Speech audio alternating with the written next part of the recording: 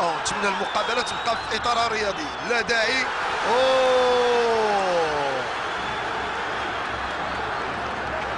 اوي اوي اوي اوي اوي اوي اوي اوي اوي اوي، المقابله خرجت على اطارها رياضي، المقابله خرجت على اطارها رياضي. يمكن نقول بانه اللاعب جون ماشي ضيع ماشي ضيع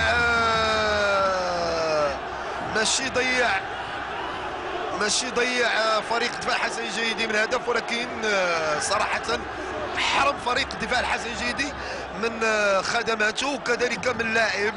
انفعال غير مطلوب. حنا اللي كنطلبوا هو انه يكون هدوء كبير.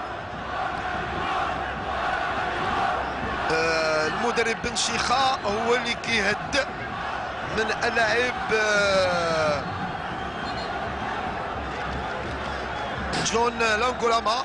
شاهدوا الان هذه المحاوله، شاهدوا هنا ايوب الخالق يطالب الحكم، الحكم اعطى ضربه خطا، الحكم اعطى ضربه خطا، ولكن الحوار والصراع كان ما بين بالرابح و جون لانغولاما. الحكم وجه ورقه حمراء، هذه اثارت غضب اللاعب لانغولاما، وبالتالي نتمنوا بان المباراه تبقى في اطارها الرياضي. المباراه نتمنوها تبقى في اطارها الرياضي. هذه اسوأ شيء اننا نشاهدوه، باننا نشاهدوا هذا الانفلات في حين مقابله كانت غتكون عندها جماليه كبيره. الان الحكم التيازي غادي توجه وورقه حمراء للرابح، ورقه